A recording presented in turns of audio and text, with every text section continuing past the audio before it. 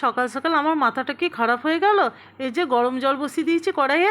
না গো বন্ধুরা, দেখো গরম জল বসিয়েছিলাম, এই যে আজকে সব সেদ্ধ করতে দিচ্ছি। তা ভাতের মধ্যে দিলে তো ভাত আর খেতে হবে না, সব গলে যাবে। তার জন্য আলু ঢ্যাঁড়স কুমড়ো একসঙ্গে সেদ্ধ করে নিলাম। আজকে তো ভাতে ভাতেই হবে। তো যাই হোক, এই দেখো সেদ্ধ হয়ে গেছে, কুমড়ো সেদ্ধ, ঢ্যাঁড়স সেদ্ধ আর আলু সেদ্ধ। তো দেখা যাক এবার কি করা যায়। তো চলো এবার কড়াইয়ে থেকে থালায় তুলে নিই। আর ওদিকে তো গরম গরম ভাত তো হয়েছি। তা যাই হোক, দেখো এবার কুমড়ো সেদ্ধ আর ঢ্যাঁড়স সেদ্ধর মধ্যে দিয়ে দিলাম আমি কাঁচা সরিষার তেল। তারপরে দিয়ে দিচ্ছি স্বাদ মতো লবণ। আর এই যে এবার এই দুটো মাখা হবে। আরও একটা জিনিস দেবো, দেখো কুমড়ো সেদ্ধর মধ্যে লঙ্কা কুচি আর পেঁয়াজ কুচি। তো লঙ্কাটা আমি একটাই দিলাম, কেননা আমার তো ঘরে ছোট বাচ্চা আছে মনা, তা সে তো আর খেতে পারবে না ঝাল। তার জন্য দেখো এবার কুমড়ো সেদ্ধটা মাখা হচ্ছে, ওদিকে ঢ্যাঁড়স সেদ্ধটা হয়ে গেছে।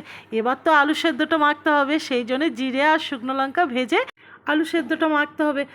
ওই দেখো তোমাদের দাদা ভাইয়ের আবার কাণ্ড দেখো, আবার বাজার থেকে মাছ আর মাছের ডিম নিয়ে চলে এসেছে।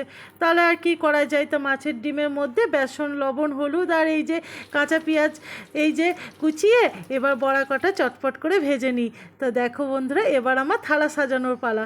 তো দেখো ভাত নিয়ে নিয়েছি, এরপর নিয়ে নিলাম কাগজি লেবু। তো এটা তো আমাদের গরমকালে এখন ফেমাস খাবার, লেবু তো না হলে তো ভাতে বাঙালিদের চলেই না। তারপরে দেখো আলু সেদ্ধ মাখা, এই যে ঢ্যাঁড়স সেদ্ধ মাখা আর দিচ্ছি কুমড়ো সেদ্ধ মাখা।